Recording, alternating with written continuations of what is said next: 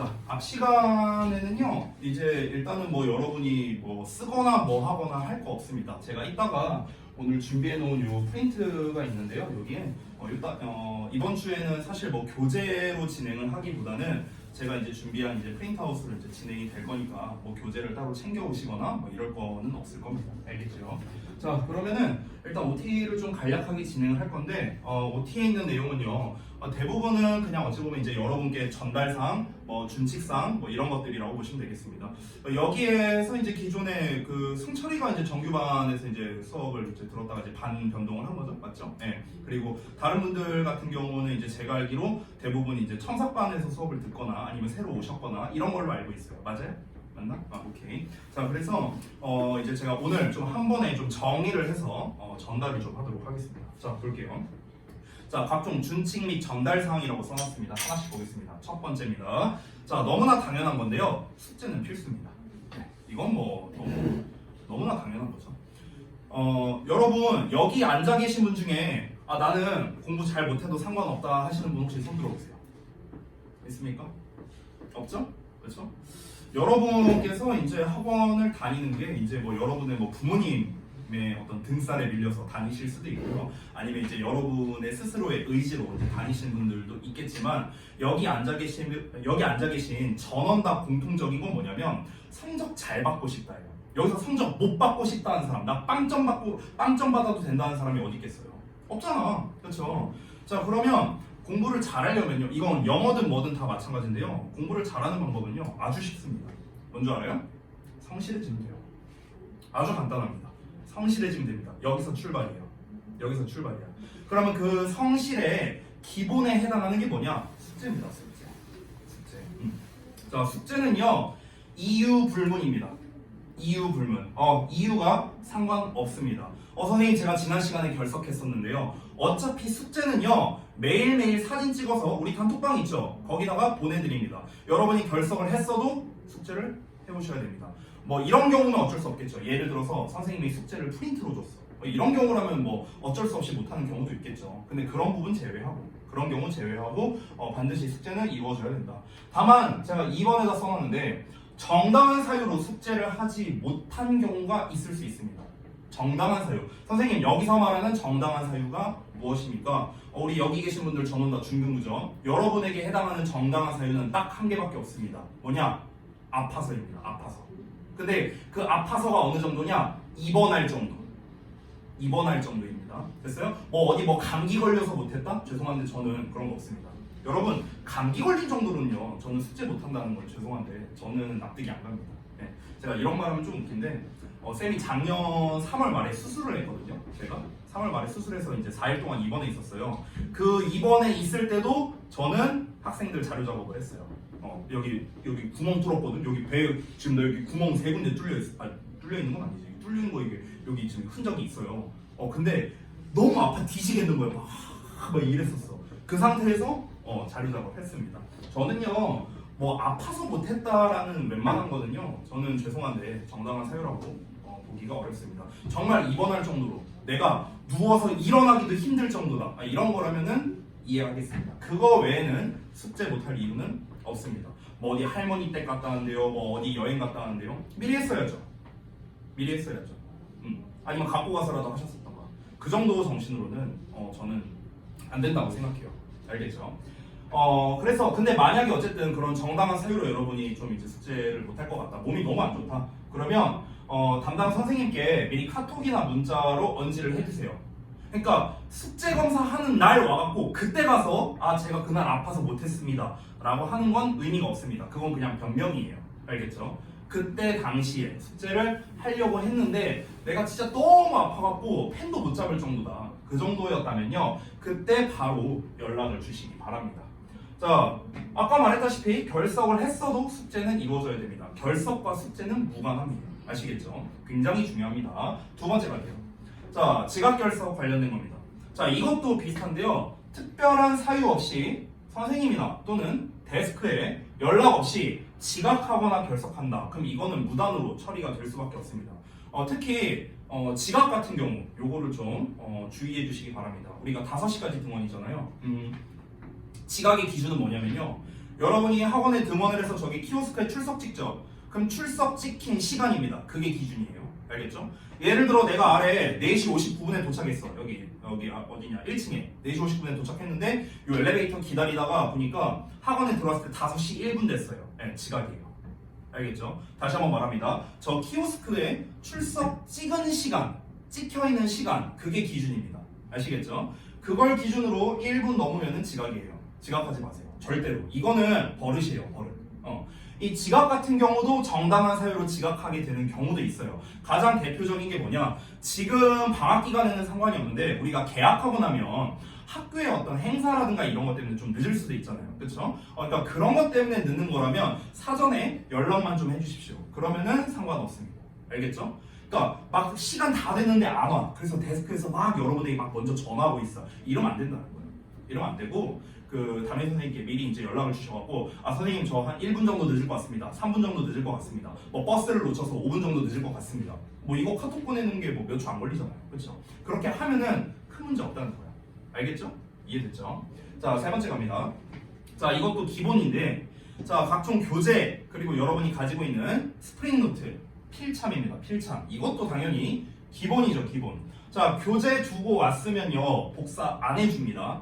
안 해줘요. 본인이 잘 챙겨야 됩니다. 본인 자료는 본인이 챙기는 거고요. 자, 그리고 두 번째 B5 사이즈라고 제가 써놓은 게 있는데 B5 사이즈가 뭐냐면 아까 니네가 데일리 테스트 본 사이즈 있죠? 잠깐만요. 요거 있죠, 요거.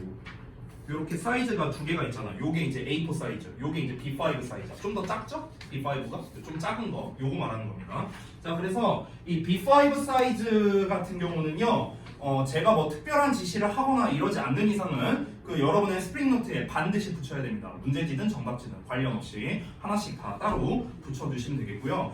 왜 이걸 하는 거냐면은 중간중간에 학습 점검을 위한 용도입니다. 예를 들어서 오늘 여러분이 테스트를 봤는데 한 달 뒤에 똑같은 테스트를 봤다고 쳐볼게요. 똑같은 테스트, 오늘 본 거랑. 그러면은 한 달 뒤에 본 테스트와 오늘 본 테스트에 차이가 있을 거 아닙니까? 한 달 동안 여러분이 열심히 했다는, 그죠? 그러면은 이제 그 스프링노트 예전 거를 보면서 야, 한 달 전에는 너가 이랬었는데 지금 봐봐라, 이렇게 실력이 많이 늘지 않았냐? 라는 거. 됐어? 이렇게 선생님의 피드백을 하기 위한 용도이기 때문에 여러분이 반드시 순차적으로 잘 붙여주시기 바랍니다. 스프링노트 필참입니다. 필참. 오늘 안 가져온 사람이 있습니까 혹시? 없죠?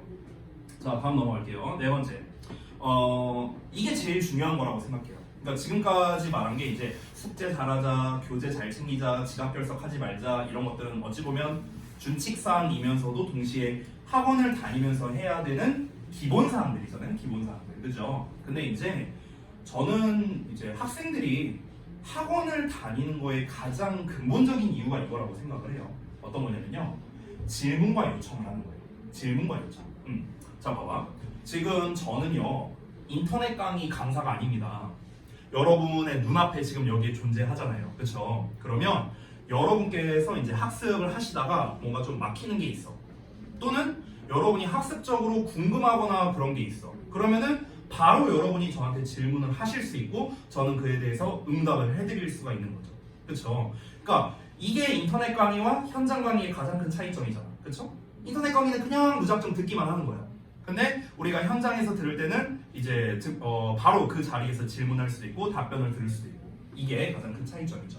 여러분, 만약에 여러분께서 질문 및 요청을 하지 않을 거라면 그러면 인강 듣는 게 나아요. 그럴 바에는 인강 듣는 게 낫다고. 일방적인 소통이니까. 근데 우리는 지금 일방적인 소통을 하는 관계는 아니잖아요. 그렇죠? 그래서 여러분, 가장 중요한 건 뭐냐? 질문 및 요청을 하는 게 가장 중요합니다. 근데 이제 이런 경우가 있을 수 있어요. 이게 수업 시간에 질문하기가 좀 쪽팔려. 그럴 수도 있어. 이해해. 뭔가 좀 민망해. 뭔가 내 목소리를 내서 질문을 한다는 게 이런 게 좀 이제 민망할 수 있거든요. 이해합니다. 그래서 그런 경우가 만약에 있다면 수업 전이나 수업 후에 카톡이나 문자로 뭐 이렇게 질문을 하시거나 아니면 수업 전에 조금 일찍 와서 질문하거나 또는 수업 끝나고 한 5분 정도 질문한다거나. 됐어요? 그러니까 이런 식으로 여러분이 하시면 좋겠습니다. 여러분께서 제가 한 가지 말씀드릴게요. 그 선생님이 주로 중등부보다는 이제 고등부 수업을 이제 많이 합니다. 그러면 선생님이 이제 기존에 주역고를 이제 내신 대비를 쭉 해봤거든요. 그러면 지금 우리 주역고 학생들을 보면은 굉장히 잘하는 친구들도 많고요. 실력이 많이 부족한 친구들도 많아요. 솔직히 말하면. 그럼 이제 그 친구들이 어떠냐면은 소위 말하는 이제 1, 2등급들 대충 한 3명 정도 있고요. 그에 반해 5등급 이하 5등급 이하자도 한 7명 정도 있어요. 지금 저희 학원에 주역고에. 그러면은 여기서 이제 재밌는 게 뭐냐면 여기서 지금 2등급 받은 친구 있잖아. 2등급. 이 2등급 받은 친구가 계속 2등급이었냐? 아니에요. 이 친구가 1년 전만 하더라도 영어를 굉장히 못했거든요. 그러니까 등급으로 따지면 4등급 이하였어요. 4등급 이하. 근데 이 친구가 2등급까지 올라간 거거든. 여러분이 2등급이라는 게 잘 와닿지 않을 수 있는데 아직 고등부가 아니라 2등급이 상위 11%예요. 상위 11%. 만약 전교생이 300명이다. 그러면 33등 안에 들어야 돼요. 그래야 2등급이야. 33등. 빡세죠? 300명 전교 33등 안에 들어야 2등급이라고. 어렵잖아. 그치?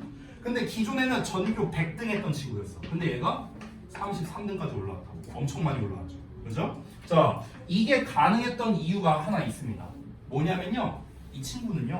1년 동안 저한테 진짜 어느 정도냐. 정말 내가 귀찮을 정도로 이런 말 하면 안 되지만 내가 귀찮을 정도로 질문을 많이 했어요. 정말 많이 했어요. 그러니까 어떤 질문을 많이 했냐면요. 학습법에 대한 질문이나 이런 걸 많이 했어요. 선생님 제가 문법을 잘 못하는데 여기에 문법 요 파트에서 이거는 어떻게 공부하면 좀 잘 외워져요? 막 이런 거. 선생님 제가 단어를 잘 못 외우는데 제가 단어 암기를 좀 잘하고 싶은데 어떻게 해야 단어를 좀 잘 외울 수 있어요? 뭐 이런 거. 선생님 요 부분이 잘 이해가 안 돼요. 이 부분은 어떻게 접근을 해야 돼요? 이런 것들. 그러니까 대부분 방법에 관련된 것들을 저에게 질문을 좀 많이 줬었습니다. 굉장히 많이 질문을 줬고요. 그 친구는 참 감사하게도 제가 알려준 방법을 100% 실천했습니다. 다 실천했어요. 그래서 성적이 막 미칠 듯이 올라가는 거죠. 그래서 여러분 제일 중요한 겁니다. 뭐라고요? 질문과 요청을 하자. 제일 중요한 겁니다. 이거는 누구한테 배우더라도 마찬가지예요. 누구한테 배우더라도요. 자, 5번째 갑니다. 수업 태도 관련된 건데 이제 수업하다 보면은 졸릴 수 있거든요. 예, 이해합니다. 근데 이제 졸리면요 일어서서 뒤에 공간이 있잖아요. 뒤에 나가서라도 수업을 들으시기 바랍니다.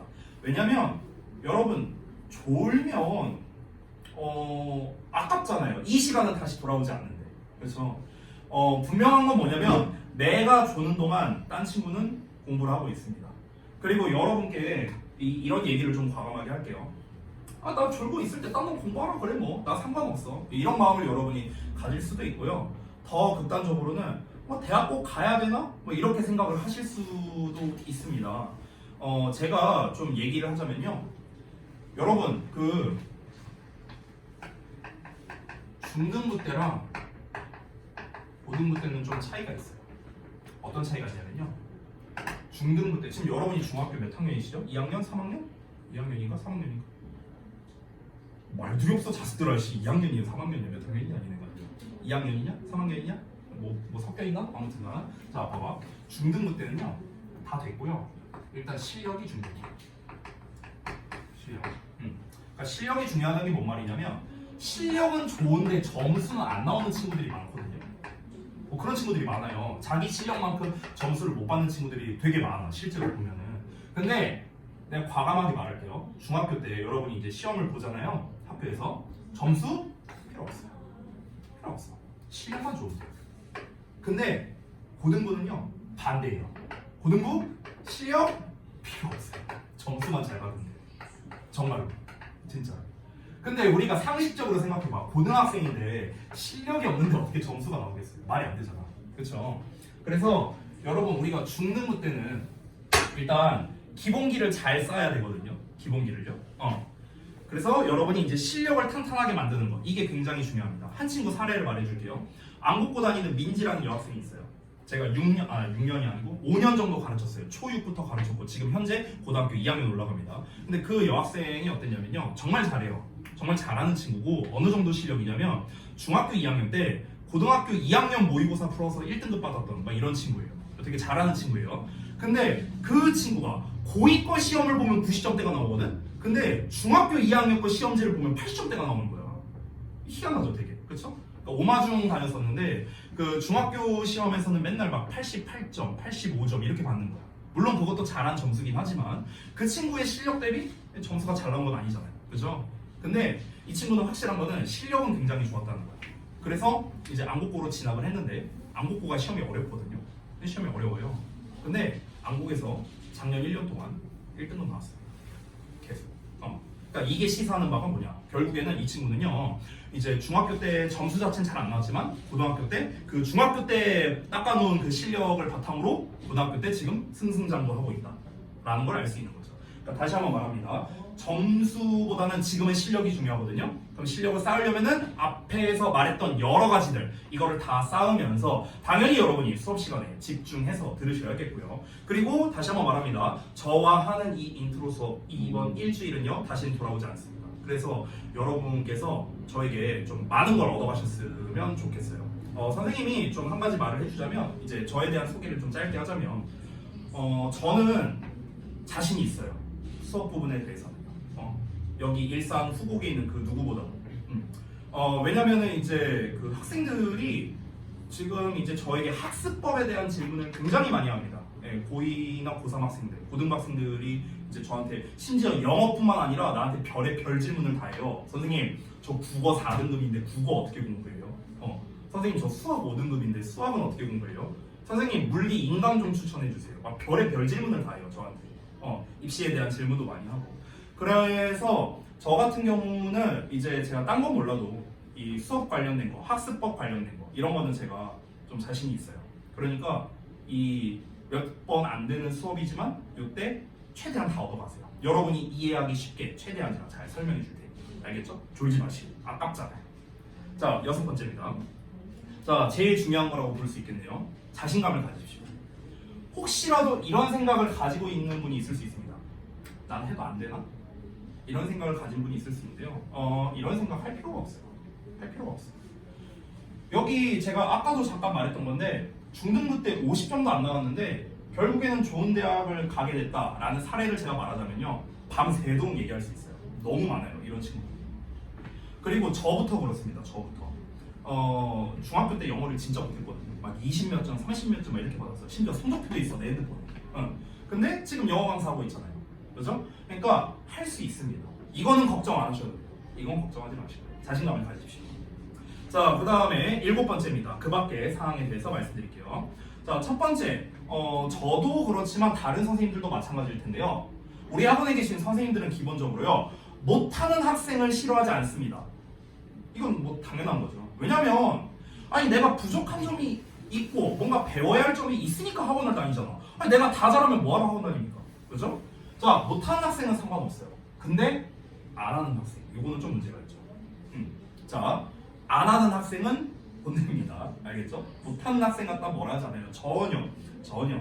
저는 제가 강사를 지금 몇 년째 하고 있냐? 내가 14년째 하고 있거든요. 14년째 강사를 하고 있는데 너 왜 이것도 몰라? 라는 말을요 저는 한 번도 해본 적 없어요. 단 한 마디도 해본 적 없어요. 왜? 잘 모르니까 오는 거죠.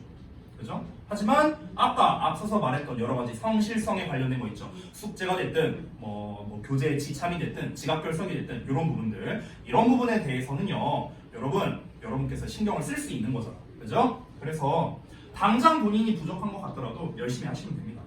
두 번째 갈게요. 자, 윗사람에 대한 기본적인 예의는 잘 지키자. 자, 여러분 여기 학원에 계신 여기 선생님들은요 기본적으로는 다 여러분보다 윗사람입니다. 우리 저기 자습실에 계신 AT 선생님들, 지금 데스크에 계신 실장님을 비롯해서 각 선생님들이 계시죠. 당연히 여러분보다 윗사람 아닙니까?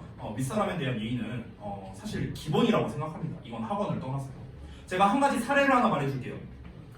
이게 좀 오래됐는데 2019년이었어요. 몇 년 전이지? 5년 전이네. 5년 전에 제가 그때 당시에 가르쳤던 대화고 학생이 있었습니다. 그때 당시 그 대화고 1학년 학생이 남학생이었는데 굉장히 예의 바른 친구였어요. 저한테는. 막 저 보면 막 거의 막 90도로 안녕하십니까 이러면서 막 인사하고 이런 친구였는데 어느 날 이제 우연히 여기 A 잡실 앞에 있죠. 여기 내가 이렇게 지나가는데 얘가 좀 속된 말로 이 실장님한테 이제 개기는 그런 이 모습이 저한테 포착됐어요. 그래서 어떻게 했는가? 그날 그 친구는 저한테 엄청나게 깨지고 그날부로 학원 잘렸습니다. 네. 그러니까 이거는요 기본이라고 생각합니다. 근데 여기에서 한 가지 추가하자면요. 여러분한테 일방적으로 윗사람에게 예의를 지켜라 라고 말하는 건 아닙니다. 당연히 상호간에 예의가 있어야겠죠. 상호간에. 여러분은 윗사람에 대한 존중이 있어야 되고 당연히 이제 윗사람으로서 손윗사람으로서 여러분을 존중해 줘야겠죠. 이건 당연한 거죠. 기본적인 예의라고 생각을 합니다. 자, 그래서 지금까지 막 여러 가지를 이제 이야기를 했습니다. 뭐가 되게 가지수가 많았는데요. 여러분 잘 생각해 보면요. 사실 다 기본적인 것들입니다. 어떻습니까? 숙제 잘해오자, 지각 결석하지 말자, 교재 잘 챙기자, 우리 수업 열심히 듣자, 그냥 이런 내용이에요. 그죠? 그냥 이런 내용을 그냥 그럴듯하게 제가 포장해서 전달하는 것 뿐입니다. 그러니까 이 모든 기본 사항들 요것만 여러분 잘 지켜주십시오. 요것만. 그러면 저를 비롯한 저희 학원에 계신 선생님들께서는요 여러분에게 최선을 다해 도와줄 겁니다. 제가 요 얘기를 좀 추가할게요. 제가 저희 학원이라서 그런 것도 아니고요. 제가 부원장이라서 그런 것도 아닙니다. 제가 14년간 강사 생활을 하면서 정말 많은 학원에 있어봤거든요. 여기저기. 저희 목동에도 있어봤고, 저희 강남 대치에도 있어봤고, 평촌학원가에도 있어봤고, 웬만한 학원에 다 있어봤어요. 다 있어봤는데 거기에서 이제 근무를 여러 군데에서 하면서 정말 많은 선생님들을 만나 뵀을 거 아니에요. 저는요. 근데 진짜 내가 장담하는데 저희 학원 선생님들이 제일 열심히 해요. 이건 내가 진짜 장담할 수 있어요. 왜냐면 선생님들이 어떻게 근무를 하는지를 저는 다 보잖아요. 여러분은 못 보지만 단적인 예시로 말해줄까요? 저희 학원이 2시까지 출근해서 10시 반에 퇴근이거든요. 선생님들이. 근데 선생님들이 몇 시에 출근하신 줄 알아요? 선생님들마다 차이는 있지만 10시, 11시에 오세요. 아침에 10시, 11시에 와요. 그리고 몇 시에 퇴근하는 줄 알아요? 새벽 2시, 3시에 퇴근합니다. 그 근무를 더 한다고 막말로 선생님들이 월급 더 받는 거 아니거든요. 아니에요. 1도 없어요. 근데 왜 그렇게 할까요? 이유는 딱 하나입니다. 학생들을 사랑하는 마음 때문에 그런 거예요. 내가 뭐라도 하나 더 해줘야지. 이걸 이렇게 만들면 얘네들한테 도움되지 않을까? 그냥 이거밖에 없어요. 정말로. 그래서 새벽에 이제 저도 같이 남아갖고 선생님들이 저한테 와갖고 부원장님 제가 요 반에 들어가서 요 자료 좀 나눠주려고 하는데 어떠세요? 그럼 내가 막 피드백 해주고 이런 경우가 굉장히 많아요. 매일매일 있어요. 거의 매일매일. 굉장히 열심히 하십니다. 그러니까 여러분만 열심히 하시면 돼요. 그러면은 선생님들이 최선을 다해서 도와주실 거예요.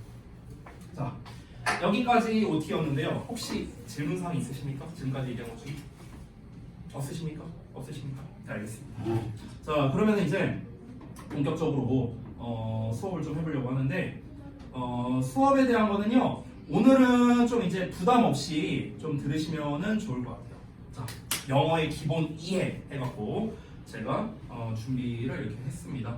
자, 일단 하기 전에 앞서서 여러분께서 이제 뭐 쓰신 것도 있고 아직 다 쓴 거를 제가 못 봤는데 일단 제출하신 분들과 그리고 그동안 학생들이 이제 제출했던 거에서 가장 많이 의견이 나왔던 거 이런 거를 기반으로 좀 말씀을 해드릴게요. 자, 영어 공부를 하면서 이제 어려운 부분이 이제 무엇이냐라는 질문이 여기에 있습니다. 그래서 여기 이제 계신 분들이 이제 문제 푸는 게 어렵다, 뭐 단어 암기가 어렵다, 뭐 공부를 왜 해야 되는지 모르겠다, 막 여러 가지 이제 의견들이 있습니다. 문법이 어렵다, 뭐 이렇게 여러 가지 말을 하는데요. 자, 중학생을 기준으로 제가 얘기를 해줄게요. 제 입장에서. 아까 전에 쌤이 제가 중학교 때 영어를 잘 못했다고 했잖아요. 제가 이제 왜 영어를 잘 못했냐면요. 일단 어떻게 써야 되는지를 모르겠는 거예요. 그러니까 우리말에서는 나는 너를 사랑해, 영어로는 I love you 이렇게 말하는데 근데 왜 이런 식으로 쓰는 건지를 잘 모르겠는 거야. 즉 무슨 말이냐면은 잘 봐. 이렇게 있으면 영어로 이렇게 쓸 거 아니야. 근데 쌤이 일단 궁금했던 건 우리만의 요게 있잖아. 는, 를 이런 말이 있잖아. 해 이런 말이 있잖아. 근데 영어에는 그게 어디냐는 거야. 없잖아. I, 나, you, 너, love, 사랑. 그럼 지금 요 말들이 빠져있죠. 요 말들이. 그쵸? 그럼 얘네들은 영어에서 어떻게 표현하는 거야? 이런 것들. 이런 거 이제 좀 궁금했었고. 그리고 문법을 배우다 보면은요. 아마 여기 계신 분들도 비슷할 텐데 문법을 배울 때 뭐가 용어가 엄청 많아요. 뭐가 명사가 어쩌니, 뭐 관계대명사가 어쩌니, 투부정사가 어쩌니, 막 이런 거. 그러니까 지금 내가 말한 용어들을 들어는 보셨죠. 투부정사, 뭐 동명사, 분사, 뭐 과거분사, PP 막 이런 거 막 들어는 보셨죠. 이름은요. 근데 그 여러분들 내가 방금 전에 말한 PP니 ING니 뭐니 하는 거 혹시 알고 계십니까? 뭔지? 아 내가 아까 이름 몰라고 그랬잖아. 이름 좀 보자. 태훈이? 태훈이가 누구지? 태훈이? 태훈이 혹시 분사가 뭔지 알아요? 잘 몰라요? 자, 그 다음에 또 누구? 저기 누가? 서현이? 서현이가 누구지? 서현이? 서현이 혹시 분사가 뭔지 알아요? 잘 몰라요? 석준이? 석준이 분사가 혹시 뭔지 알아? 잘 몰라? 지희 혹시 뭔지 알아요? 잘 몰라요? 그러니까 이게 문제야. 그럼 내가 질문을 바꿀게요. 혹시 분사가 뭔지 들어는 봤어요? 그러면? 들어봤어? 들어봤어? 분사란 게 뭔지 들어봤어? 들어봤어? 들어봤어? 들어봤어요? 오케이.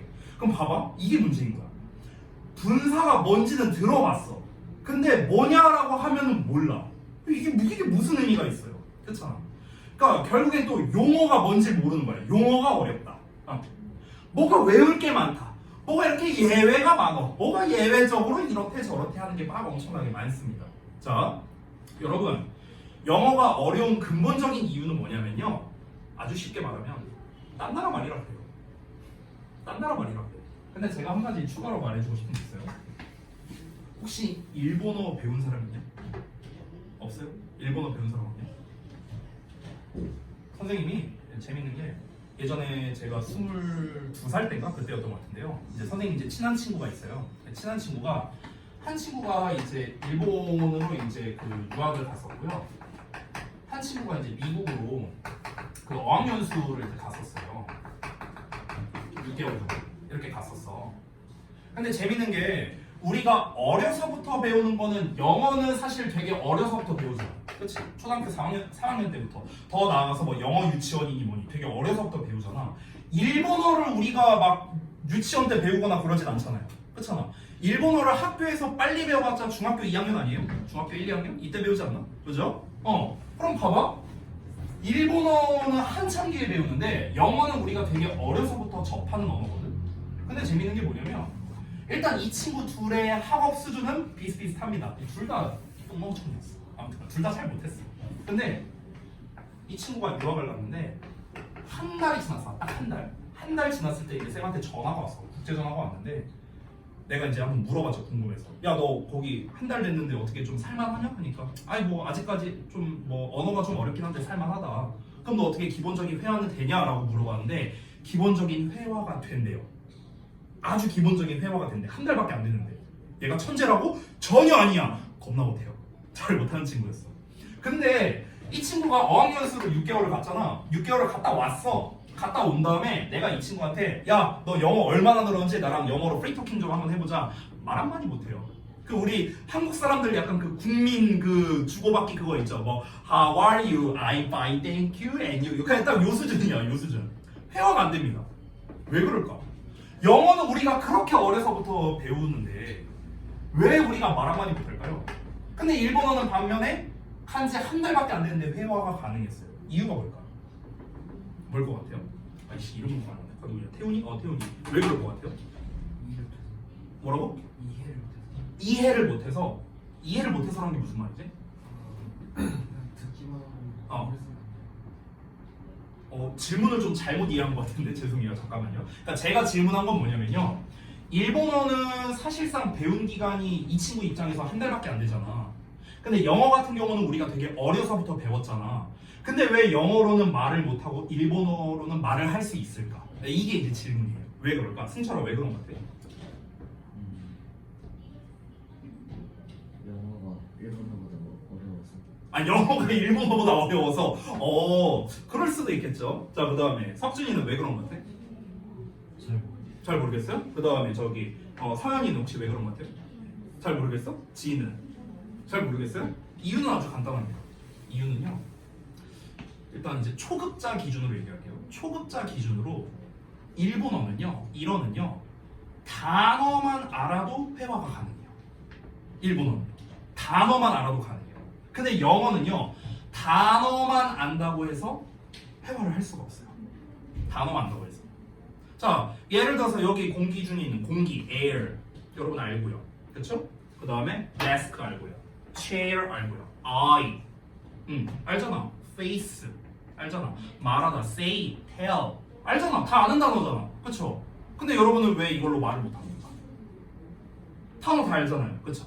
자, 영어는요 단어를 안다고 해서 우리가 회화가 불가능하거든. 근데 일본어는 단어만 알면 회화가 돼요, 진짜로. 이유가 있겠죠. 왜 그러냐면, 자, 봅시다. 일본어는요, 일본어랑 한국어는요, 언어의 구조가 똑같습니다. 동일해요. 언어 구조가 똑같은데요. 영어는요, 얘네랑 언어 구조가 다릅니다. 언어 구조가 다르기 때문에 그렇다. 언어 구조. 나는 너를 사랑합니다. 와타시와 아나타와 아이시테루 이렇게 말하면 되고요. 그리고 I love you 영어로 이렇게 말을 하죠. 그러면 언어 구조가 똑같다 다르다라는 표현을 썼는데 그럼 선생님 언어 구조라는 게 언어 구조라는 게 뭐예요? 뭐가 다른 거예요? 언어 구조가 왜 다른 거예요? 뭐 이런 이유들이 있겠죠. 그렇죠? 자, 그래서 그런 것들을 하나씩 한번 살펴보도록 하겠습니다. 자, 가볼게요. 자, 일단은 우리가 이제 문법을 기반으로 언제나 영어를 시작을 해야 됩니다. 여러분이 영어를 처음에 배울 때는요. 이유가 있겠죠. 자, 문법 학습의 목적에 대해서 먼저 말씀드리겠습니다. 기초가 튼튼하지 못한 건물은 쉽게 무너집니다. 그런 것처럼 공부에서도요, 기초가 제일 중요하죠, 당연히. 기초가 탄탄해야 좋은 성적을 만들 수가 있습니다. 자, 그럼 그 영어에서 말하는 기초는 바로 문법이거든요. 간혹 그런 사람들이 있어요. 야, 문법 뭐하러 배워? 해석만 잘하면 되지. 말만 할 줄 알면 되지. 이런 사람들이 있습니다. 이거는 진짜 영어를 1도 모르는 사람들이 하는 말이라고 할 수가 있겠습니다. 선생님, 우리는요 한국어 문법 잘 모르는데 글 쓸 수 있고 대화되잖아요 라고 말을 하죠. 그 이유는 뭐냐? 우리가 원어민이기 때문에 그렇습니다. 우리가 원어민이니까. 우리는 한국말에 계속 상시로 노출되어 있으니까 그런 거죠. 근데 우리는 영어권 원어민이 아니잖아요. 그렇죠? 그러면요, 우리가 영어라는 언어를 제대로 이해를 하려면요, 일단은 문법을 기반으로 먼저 이해를 해야 된다라는 겁니다. 우리가 문법을 배우는 이유는 뭐냐면요, 문법 문제 잘 맞추려고 문법을 배우는 게 아니에요. 그게 아닙니다. 해석을 잘하고, 독해를 잘하고, 듣기를 잘하고, 더 나아가서 회화를 잘하기 위해서 문법을 배우는 겁니다. 여러분이 오해하시는 게 있는데, 회화 학원을 가잖아요. 거기에서도 문법을 가르칩니다. 그럼 거기서 문법을 왜 가르치겠습니까? 왜? 회화를 수월하게 잘하기 위해서죠. 됐습니까? 자, 그래서 방금 말한 것처럼요, 문법 문제를 잘 풀기 위해서 배우는 게 아니고요, 올바른 해석을 위한 도구로서 우리는 문법을 배우는 겁니다. 근데 문제가 뭐냐?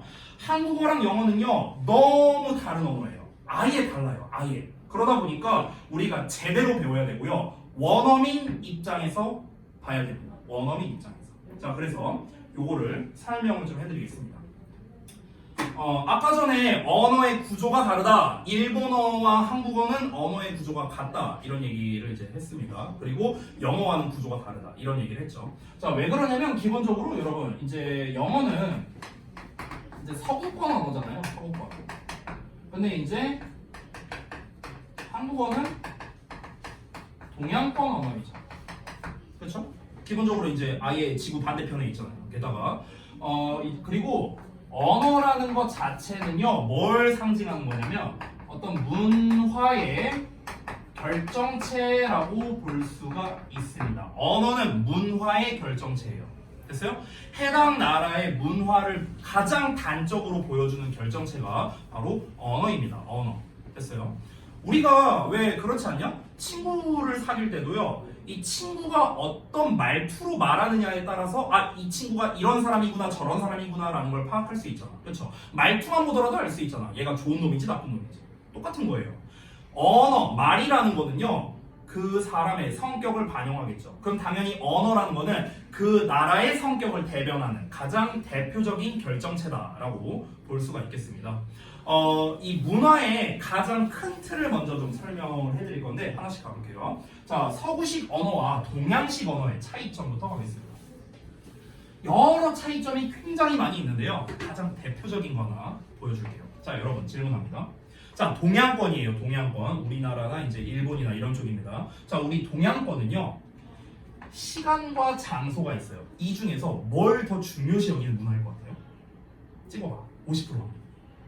시간과 장소 중에 뭘 더 중시하는 문화일까? 한국은요. 한 번씩 더 물어볼까? 자, 우리 태훈이. 시간. 시간? 자, 시간 한 표 나왔어요. 오케이. 자, 그 다음에 서윤이. 시간? 오, 시간 2표. 자, 그 다음에 또 누구? 석준이. 시간? 오, 시간이 맞네? 꼭 이럴 때 원래 역배 하나 나오기 마련인데. 자, 승철이. 장소. 아, 봐봐. 역배 나오잖아, 이렇게. 자, 그 다음에 지인은. 장소? 오, 3대2. 여러분 중에 정답이 있어요. 자, 보겠습니다. 정답이 뭐냐면요. 시간입니다, 시간. 자, 일단 정답은 시간이에요. 시간을 더 중요시 여기는 문화입니다. 근데 이유가 있겠죠. 왜 시간을 중요시 여기는 문화일까? 그건 바로 농업 문명이기 때문에 그렇습니다. 농업 문명. 자, 우리 조선시대 때 생각해봐. 조선시대 때 이제 사람들이 어떻게 먹고 살았죠? 농사 짓고, 뭐 쌀농사 짓고 해갖고 이제 밥 먹고 뭐 이렇게 했잖아요. 그쵸? 자, 여러분, 농사를 지을 때 가장 중요한 건 뭘까요? 시간입니다. 시간. 됐어요? 계절의 변화라든가 이런 것들. 세종 이전에 어떤 문제가 있었냐면요. 이제 우리 백성들이 농사를 지어야 되는데 그때 당시에 이제 시간을요. 우리나라에 맞는 시계가 아니라 이 중국역에서 따왔었어요. 이제 그때 당시에는 이제 별자리를 보면서 이제 시간을 파악하거나 이랬잖아. 별의 위치를 보면서. 그렇죠? 그러다 보니까 이 중국역을 따왔는데 중국 거의 시간이랑 우리나라 시간이 안 맞잖아. 그러니까 이제 이 수학이 잘 안 되거나 이런 이제 문제가 많았던 거예요. 이 백성들이 농사 짓거나 이런데. 그래서 이제 세종대왕이 이제 그래서 시계를 발명해라 해갖고 나온 게 해시계니 물시계니 이런 게 나온 거예요. 그러니까 해시계 물시계를 만들었다는 여러분도 다 알고 있잖아. 근데 이걸 왜 만들었냐고. 심심해서 만들었겠어요? 아닙니다. 농사 잘 지으라고 만든 거예요. 농사 잘 지으라고. 왜? 농사 짓는 데는 시간이 중요하니까 그렇습니다. 됐어? 그런데 이 시간만 가지고도 이 농사를 잘 못 지어. 그래서 이제 농사 짓는 법, 매뉴얼을 만들었습니다. 이 세종대왕이. 그게 바로 뭡니까? 농사직설이라는 책이에요. 됐어? 그러니까 농업 문명에서의 핵심은 뭐냐? 시간이야, 시간. 시간. 더 크게 보면은 계절. 됐어? 우리가 가을에 수확을 해야 되는데 가을에 씨 뿌리고 있으면 되겠냐? 안 되잖아. 그러니까 시간이 중요하다는 거야, 농사에서. 이해됐죠? 자, 농업 문명에서는 시간이 중요한데요. 반대로 가볼게. 그러면은 서양은 뭐가 중요하겠어? 당연히 반대니까. 장소가 중요하겠죠. 그럼 얘네는 왜 장소를 중요시 여기는 문명일까요? 왜 그러냐면요. 얘네는 상업 문명으로 발달을 했습니다. 상업 문명. 자, 상업 문명은 뭡니까? 거래하는 거죠. 거래. 돈 주고받고 이런 거죠. 그 영어라는 언어의 시초가 어떻게 되냐면요. 여러분 재밌는 거 알려줄까? 우리 대문자 A 있죠. 대문자 A. 이 대문자 A가 어떻게 나오게 된 거냐면요. 원래는 모양이 이렇게 생겼었어요. 이거를 뒤집으면 A가 되죠. 그렇죠? 원래 이렇게 생겼었는데 이 모양이 뭐냐면요. 소의 머리 모양이에요. 소의 머리 모양. 여기 뿔 있고 이렇게. 됐어? 여기에서 이제 등장한 거야. 그래서 실제로 그 서구권 언어의 이제 A라는 이 글자를 보면은요. 대부분 이렇게 생겼거나 막 이렇게 생겼거나 이래요. 그러니까 다 여기에서 따온 거야. 여기에서. 됐어? 그럼 왜 여기에서 따왔냐면요. 우리가 흔히 언어의 시초가 뭐냐라고 물어보면은 이제 일부 사람들이 종교를 많이 말하거든요. 성경책이 여기에서 이제 언어가 발달한 거 아니냐 이렇게 말하는 사람들이 있는데 실제로는 그렇지 않습니다.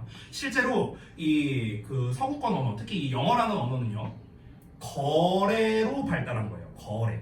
더 쉽게 예시를 들어볼게요. 옛날에는 이제 언어가 없었을 거 아닙니까? 그렇죠? 그러니까 이제 그 선사시대요. 내가 막 창 들고 막 이렇게 사냥하는 그런 사람이라고 쳐봐. 근데 이제 옆집에 우가 씨가 와갖고 나한테 와서 소 한 마리 이렇게 막 얘기를 해. 소 한 마리 빌려줘 이러면서. 그래서 얘가 소 한 마리 빌려줬다고 해볼게. 근데 소를 한 마리 빌려줬다는 증거가 있어야 될 거 아니야. 증거를 남겨놔야 될 거 아니야. 근데 그 증거가 없으면 어떻게 되겠습니까? 나중 가서 얘가 발뺌하면은 야 소 돌려줘. 이거 언제 소 줬는데 무거워 내 거. 이렇게 하면 어떻게 증거가 없잖아요.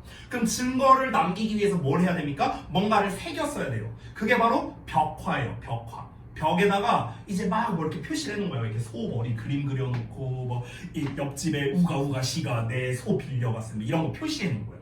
여기에서 언어가 발달한 거예요. 됐어요? 그러니까 쉽게 말하면 거래 장부야. 거래 장부. 됐어? 이걸로써 언어가 발달했거든. 자, 다시 한번 정리할게요. 이 영어라는 언어는요. 거래에서 출발을 하는 거예요. 거래. 됐습니까? 그럼 여러분 거래를 할 때는요 뭐가 중요하냐면 시간이 아니라 장소가 중요해요. 장소가. 왜 그러냐면 제가 에버랜드를 자주 가는데 지난주에도 갔어요. 자, 여기에서 파는 아이스크림과 에버랜드에서 파는 아이스크림의 가격이 똑같을까요? 당연히 다를 겁니다. 그렇죠? 에버랜드가 더 비싸겠죠. 그렇죠? 여기에서 파는 핫팩이랑 에베레스트 산 정상에서 파는 핫팩의 가격이 똑같을까요? 그럴 리가 없죠. 그렇죠? 여러분, 우리 어떤 물건의 값어치라는 거는요, 장소에 따라 달라지는 거예요. 장소에 따라. 됐습니까? 그래서 이 상업 문명에서 중요한 것보다 바로 장소예요. 장소. 됐습니까? 그래서 우리 이제 장사꾼들이 좋은 장소, 좋은 자리를 잡기 위해서 이동 생활을 많이 했습니다. 이동 생활. 그래서 우리가 유목민이라고 표현을 하죠. 이동 생활을 많이 했기 때문에 실제로 이 서구권 언어는요, 이동의 개념이 또 굉장히 중요하기도 합니다. 이동의 개념. 이건 참고로 하시고요. 어쨌든 중요한 것보다 서양권 언어는요, 장소가 중요하다는 거예요. 서양권 문화에서는. 자, 그러면 여러분 보세요. 방금 전에 제가 얘기한 게 뭐였냐면요. 정리하자면 이겁니다. 정리하자면 동양, 쉽게 말하면 한국이죠. 뭐가 중요하다? 농업 문명이니까 시간이 중요하다 했어요. 자, 서양, 대표적으로 이제 미국입니다. 영어라고 쓸게요. 여기 뭐가 중요하다? 장소가 중요하다. 상업 문명이니까. 여기까지 이해됐죠? 역사 얘기 듣는다고 생각하시면 돼요. 자, 그럼 이거는 뭐냐면요, 문화의 차이야. 문화 차이. 됐어? 근데 이 문화 차이로 인해서 이게 언어에 어떻게 적용이 되는가, 그걸 한번 보자고요. 어떻게 적용되는지 볼까요? 자, 한글을 먼저 보세요. 나 어제 서점 갔어. 우리 이렇게 표현하죠. 내가 순서로 바꿔볼까? 나 서점에 어제 갔어. 나 어제 서점 갔어. 뭐가 자연스럽게 들려요? 첫 번째 거, 두 번째 거. 두 번째 거. 나 서점에 어제 갔어. 나 어제 서점 갔어. 두 번째 게 더 자연스럽게 들리잖아요. 그쵸? 그쵸? 근데 이유는 몰라요. 우리도 이유는 몰라. 왜? 자연스럽게 그렇게 써왔으니까. 그쵸? 자, 그래서 여기서는 한글에서 어떻습니까? 어제가 먼저 나왔거든요. 근데 영어에서 어떻게 쓰는 줄 알아요? I went to the library yesterday. 이렇게 표현해요. 이렇게 표현합니다. 뭐가 나왔죠? To the library. 장소가 먼저 나왔습니다. 그 이유가 뭡니까? 시간을 중시하는 우리나라는요, 시간 표현이 먼저 나오는 거고요. 장소를 중시하는 영어는요, 장소가 먼저 나오는 겁니다. 이게 바로 뭡니까? 문화가 언어에 녹아든 거예요. 되니? 그러니까 아까 말했다시피 영어라는 언어가 어떤 순서로 써야 된다, 막 여러분이 배우잖아. 뭐 주어니, 동사니, 목적어니 막 이렇게 배우잖아요. 그게 그냥 나오는 게 아니에요. 이유가 있어요. 전부 다 이유가 있습니다. 다 이유가 있어요.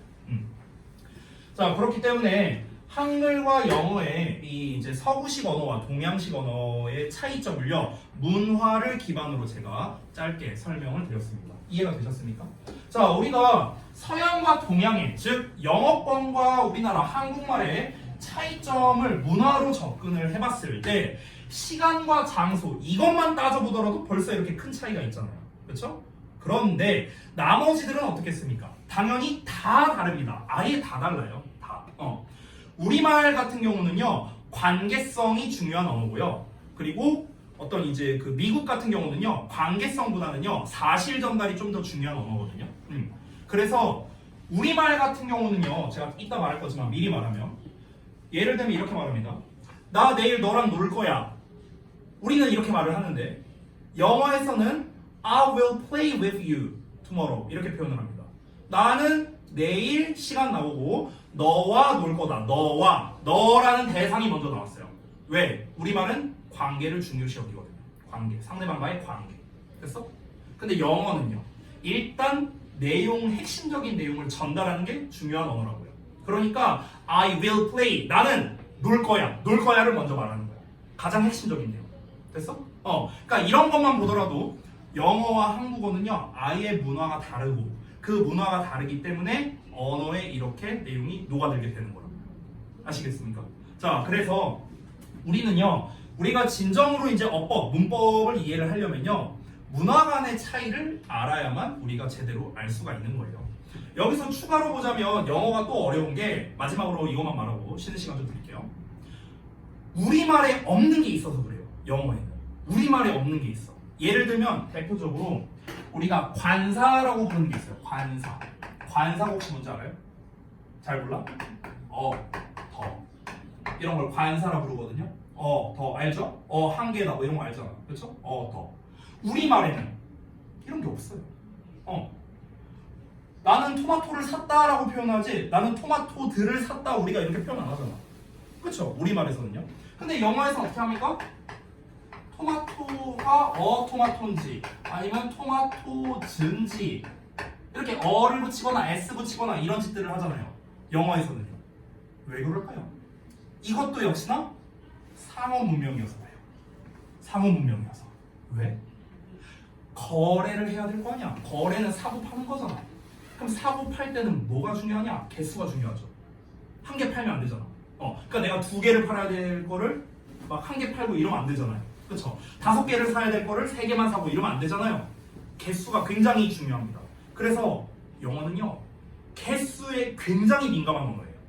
왜? 개수를 틀리면 거래에 문제가 생기니까. 됐냐? 그러니까 이런 게 다 문화적 차이라는 거야. 그래서 영어에는 개수를 표현하는 이런 형태가 많이 발달하게 된 겁니다. 근데 우리나라는요. 우리나라는 개수가 별로 중요하지 않아. 정이 있잖아.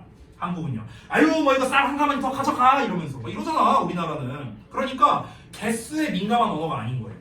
우리말은. 됐어? 이게 다 언어에 반영이 되는 거라고. 이런 것들을 차근히 하나씩 한번 배워보겠습니다. 알겠죠? 자, 혹시 지금까지 설명한 것 중에 잘 이해 안 되신 거 있습니까? 없으십니까? 없어요? 있어요? 없어요? 알겠습니다. 자, 그러면은 시간 좀 지나고 했으니까 잠깐 쉬는 시간 가졌다가 이어서 할 건데 아까 전에 요거 못 쓰신 분들 계셨죠? 그래서 그 쉬는 시간에 요거를 조금 마무리를 좀 해주시기 바랍니다. 됐죠? 네, 잠깐 쉬었다 합시다. 발 조심.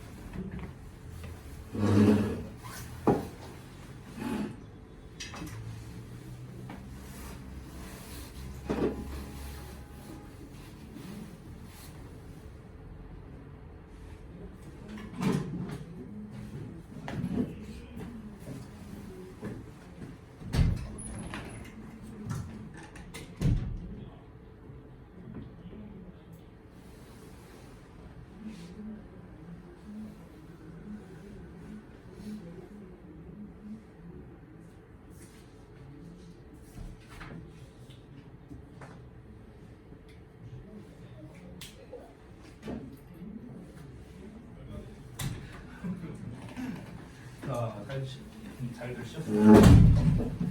혹시 아까 다 못 쓰신 분들 다 쓰셨나요? 다 쓰셨으면 좀 주십시오. 네. 이름 다 쓰셨죠? 아니 시험지 말고 요것만 주면 돼요. 요거. 네.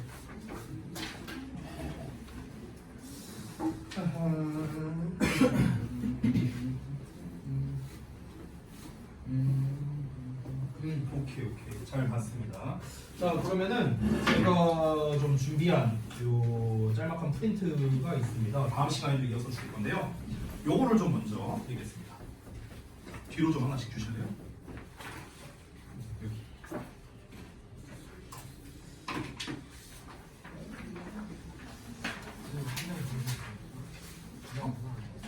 맞아요.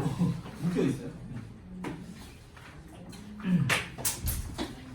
자, 요거를 이제 좀 본격적으로 해보도록 하겠습니다. 오늘은 대부분 이제 기초 설명이 많을 거기 때문에 여러분이 좀 잘 듣고 이해 안 되는 거 바로바로 질문 좀 잘 하시고 이렇게 하시면 되겠습니다. 자, 첫 번째 거부터 갈 건데 아까 전에 제가 얘기했던 내용의 이제 연장선입니다. 그래서 제목을 먼저 한번 읽어보도록 할게요. 제목이 뭐라고 하냐면요, 영어와 한글 이렇게 써놨습니다. 자, 아까 전에 제가 말했다시피 영어와 한글은 언어의 구조가 다르다 이런 얘기를 했습니다. 문화적 차이 때문에. 그럼 구체적으로 어떻게 언어의 구조가 다른가 이걸 한번 살펴볼게요. 자, 제가 뭐라고 써놨냐면 영어는 격의 언어인 반면에 한글은 조사의 언어이다 이렇게 써놨습니다. 말이 좀 어렵죠. 이게 무슨 말인지 설명해 줄게요. 여기 격이라는 말이 있습니다. 격. 제가 뭐라고 써놨죠? 위치라고 써놨습니다. 여러분 영어 공부하다 보면 그런 말 많이 들어봤죠? 주격, 목적격 들어봤죠? 이런 거. 그때 격이 뭔지 알아? 위치란 뜻이야. 위치. 됐어? 주격이라는 말이 무슨 뜻이냐면 주어 위치에서는 이렇게 써라 이런 말이야. 목적격은 목적어 위치에서는 이렇게 써라 이런 겁니다. 이 격이란 게 뭐다? 위치란 뜻이야. 위치. 우리 격이라는 말을 일상에서도 쓰거든요. 어떻게 쓰냐? 야씨 너랑 나랑은 격이 다르지. 그 격 똑같은 거예요. 됐어? 그러니까 요즘 식으로 말하면 뭐라 그럴까? 클래스가 다르다고 해야 되나? 됐어? 이런 것들. 이게 격이란 뜻이야. 격. 이게 다르다는 거예요. 위치가 다르다고. 너랑 나랑 높낮이가 다르다고. 위치가 다르다고. 알겠죠? 자, 근데 한글은요 조사의 언어라고 했거든요. 선생님 조사가 뭐예요? 이게 아마 중학교 2학년 때 이제 국문법 시간에 배우는 걸로 알고 있는데 이 조사라는 게 뭐냐면 아까 말했던 이거 기억나요? 예를 들어 는, 를, 다, 에 이런 말들이 있죠. 는, 를, 다, 에 이렇게 우리가 뭔가 뒤에 붙는 말들이 있죠. 이런 거를 우리가 조사라고 부릅니다. 조사. 자, 즉 정리하자면 한글은요 조사만 잘 갖다 붙이면 돼요. 우리가 의사소통을 할 때 조사만 잘 갖다 붙이면 자리가 바뀌어도 상관없습니다. 자, 예를 들어볼까? 예를 들어서 아까 전에 내가 썼던 나는 너를 사랑해 이렇게 썼어. 그럼 여기서 는, 를, 해 이게 뭐야? 이게 조사야. 조사. 근데 내가 조사를 이상하게 써볼게. 의, 가, 야 이렇게 한번 붙여볼게. 나의 너가 사랑야? 뭔 말이야 이게? 전달이 안 되죠? 그렇죠? 자, 조사를 이상하게 붙이니까 전달이 안 됩니다. 우리말은 조사를 잘 붙이는 게 핵심이에요. 조사를요. 그러면 자리를 바꿔도 됩니다. 자리를 바꿔도 의미 전달하는데 아무런 문제가 없어요. 나는 너를 사랑해. 너를 사랑해. 나는 사랑해. 나는 너를 사랑해. 너를 나는 자리를 바꿔도 전달에는 문제가 없다는 거예요. 맞죠? 근데 뭘 잘 붙여야 된다? 이 조사를 잘 붙여야 된다. 조사. 됐나요? 자, 그런데 영어는 그렇지 않습니다. 아까 말했다시피 영어에는 이런 조사라는 개념 자체가 없어요. 그래서 영어에선 뭐가 중요하냐면요, 위치 선정이 중요해요. 위치 선정. 됐어? 자, 한국말은요 단어 자체의 품사가 정해져 있는데 영어는 그렇지 않습니다. 영어는요 자리에 따라서 품사가 결정됩니다. 자리에 따라서. 그래서 자리에 따라 해석이 달라져요. 우리가 friend 하면은 친구라고 알고 있잖아. 그렇죠? 근데 이 friend라는 단어가요 여기 분야, 여기 분야, 여기 분야에 따라 달라집니다. 달라져요. 뜻이 달라진다고. 됐습니까? 그러니까 영어는 뭐가 중요하다? 위치 선정이 중요하다는 거예요. 위치 선정. 여기 써놨죠? 영어에서 가장 중요한 게 뭐다? 위치 선정이야. 자리 잡아주는 거라고. 됐어요? 아니 우리가 생각해봐. 축구를 하는데 골키퍼가 저기 맨 앞에 나와 있고 스트라이커가 막 골대 근처에 있고 이러면 안 되잖아. 그렇잖아. 축구에서도 중요한 게 위치 선정이잖아. 각 위치별로 본인들이 해야 되는 역할이 있는 거죠. 똑같습니다. 영어도요. 각 단어마다 위치를 어디에다 잡아주느냐에 따라 역할이 달라지는 거예요. 해석이 달라지고요. 알겠습니까? 자, 그러면은 여러분 우리가 영어에서 배우는 모든 것들, 특히 영문법에서 배우는 모든 것들이 있죠. 여러분이 여태까지 배워왔던 문장의 오형식이라든가 무슨 뭐 투부정사니 가정법이니 관계대명사니 어쩌고 저쩌고 많이 들어봤을 법한 그런 문법들 있죠. 그게 다 뭔 줄 알아요? 다 자리에 관련된 거예요. 다 위치랑 관련된 거예요. 여러분 학교에서 시험을 볼 때 어떻게 내느냐, 밑줄을 5개 쳐놓고요, 위 글에 밑줄 친 부분 중 어법상 어색한 것은? 이런 문제 잘 나오거든요. 그럼 그 문제의 의도가 뭔 줄 알아요? 요 밑줄 자리에 얘 써도 돼? 이거 물어보는 거야. 자리 물어보는 거야. 알겠냐? 다시 한번 말합니다. 영어의 핵심은 뭐라고요? 자리예요. 자리, 위치입니다. 알겠죠? 이것만 여러분이 제대로 이해하면요, 영어의 절반은 먹고 들어가는 거예요. 알겠죠? 자, 가보겠습니다. 자, 그러면 이제 지금까지 선생님이 실컷 강조한 게 뭐냐? 아, 영어는 자리가 중요하다. 이 얘기를 했어. 그럼 이제 우리가 뭘 알아야 돼요? 선생님, 자리를 어떻게 잡아야 돼요? 이걸 이제 우리가 알아야겠죠. 그렇죠? 그럼 영어의 자리를 어떻게 잡느냐? 그걸 알기 위해서 우리가 배우는 게 바로 품사, 성분, 형식입니다. 품사, 성분, 형식. 요 세 가지를 알면은 우리가 아, 얘는 요 자리에 쓰고 쟤는 저 자리에 써야 되는구나 라는 거를 이해할 수 있는 거예요. 됐어? 그걸 이해하고 나면 이제 여러분은요, 정말 기초적인 영작이 가능해집니다. 왜? 어느 자리에 뭘 쓰는지를 알게 됐으니까. 됐어? 아까 전에 선생님이 그 예시로 그런 얘기를 했죠. 그 일본에 간 친구는 한 달 만에 막 회화가 가능했다고 했잖아. 그렇죠? 그게 가능했던 이유가 뭔지 알아요?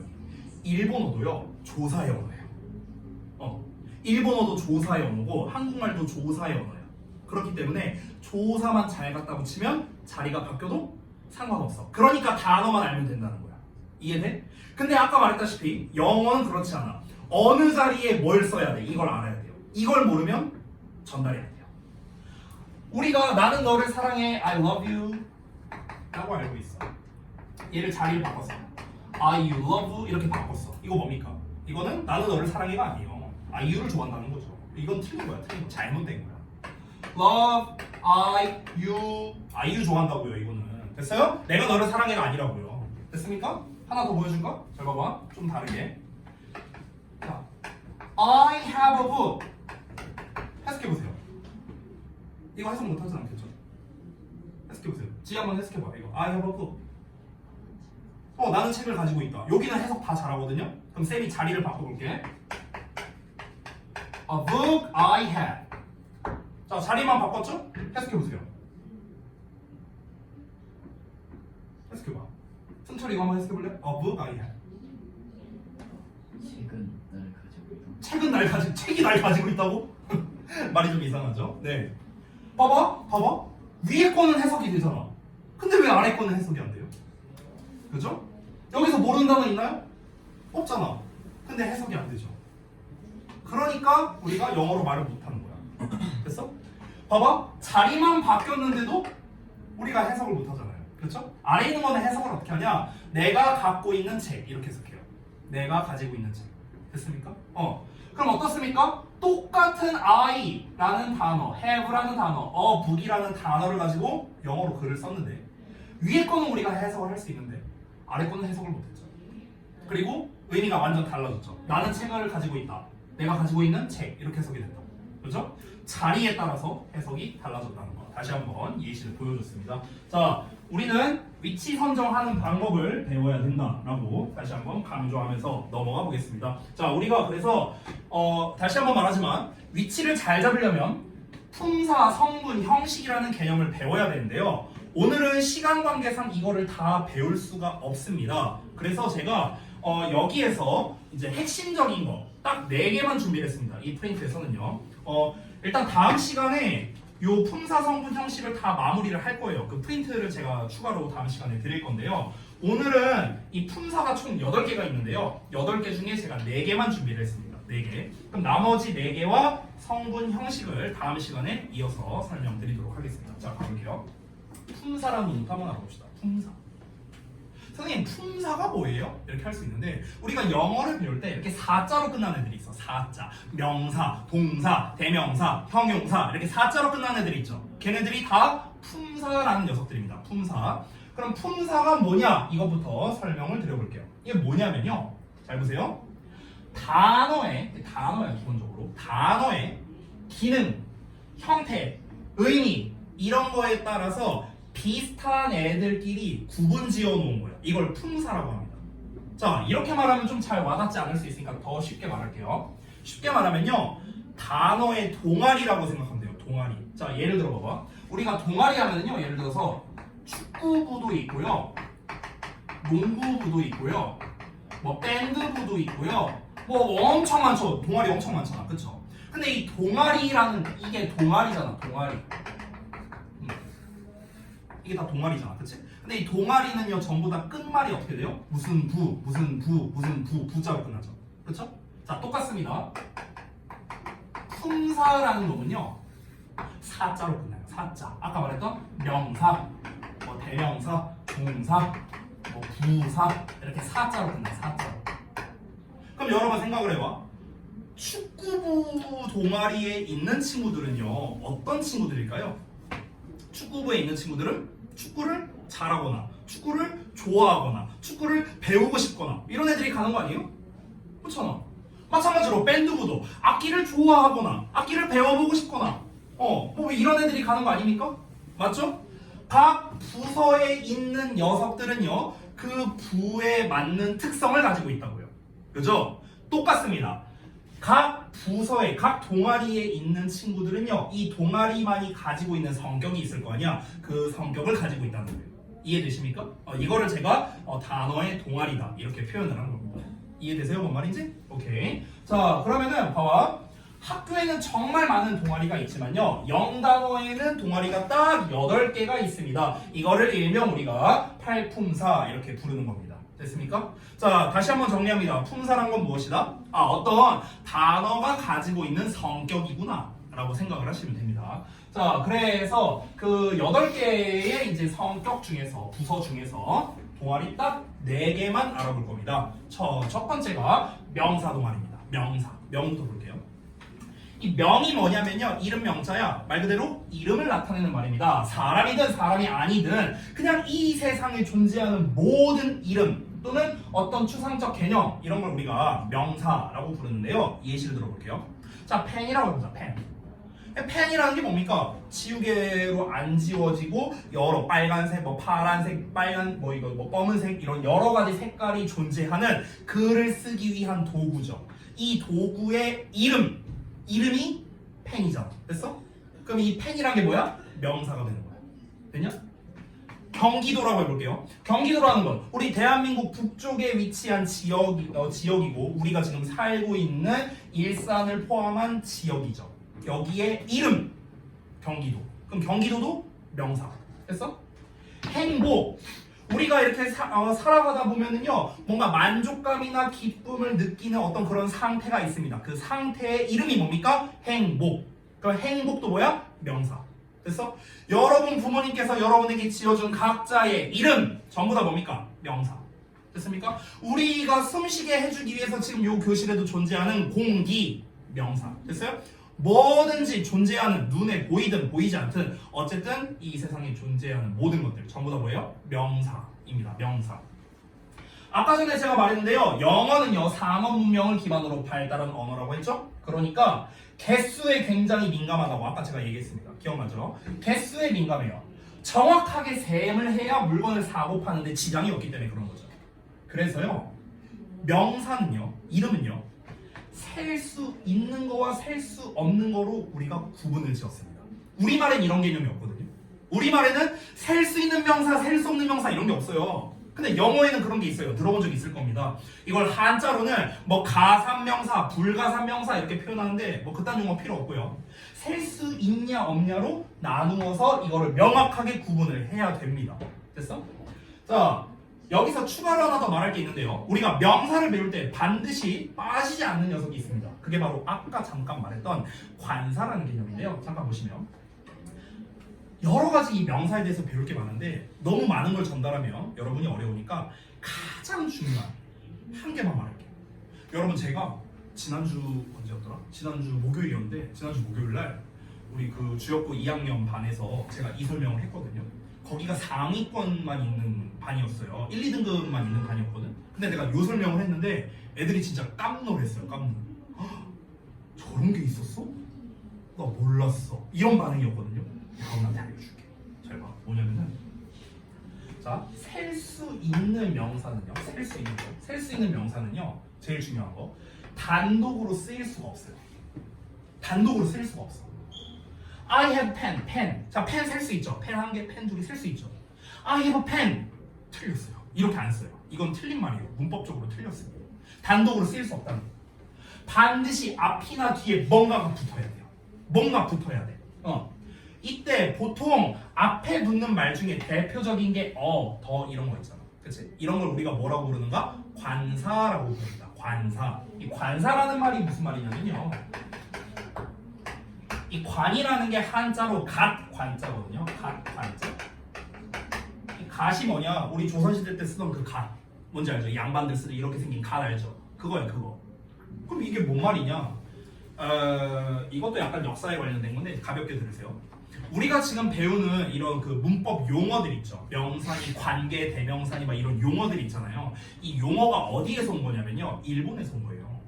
일본에서 온 거. 그러니까 이제 그 일본의 한 저명한 어떤 언어학자가 이제 영어라는 이 언어 체계를 이제 좀 쉽게 정립해야겠다 해갖고 이제 그 영문법을 정리한 거야. 그게 지금까지도 온 거예요. 그게 몇백 년 전이거든요. 근데 그게 지금까지는 이제 이렇게 전해져 내려오는 건데 그때 아까 말했다시피 동양권 언어와 서양권 언어 특히 이제 그 영어랑 그 저기 일본어는 아예 다르잖아요. 구조가 다르잖아.